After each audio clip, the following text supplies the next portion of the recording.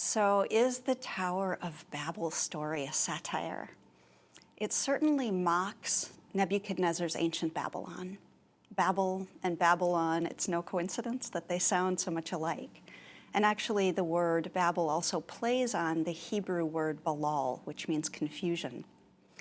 So one of Nebuchadnezzar's big building projects was a very tall temple tower for the Babylonian god Marduk, a multi-tiered structure on the site that the Babylonians considered the conduit between heaven and earth. So many Judeans would have seen that tower personally under construction, and many may well have worked on it as they had been taken into exile by the victor Nebuchadnezzar, as well as many other people from many other nations, countries.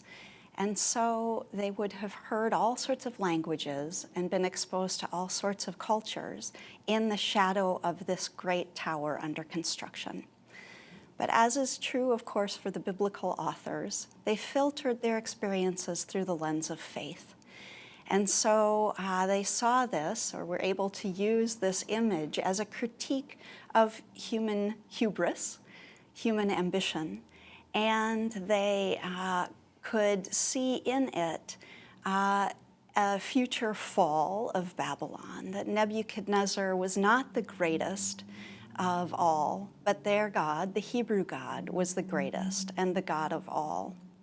So yes, there is a satirical element, but there is also a critique of human ambition, as well as an explanation for all the different languages and cultures that we see. By the way, it's interesting to note that this is the last story in Genesis before we meet Abraham, who is described or promised by God to be one through whom all the families of the earth would be blessed. So there's a sort of unifying element suggested by Abraham's entrance into Genesis following this Tower of Babel story.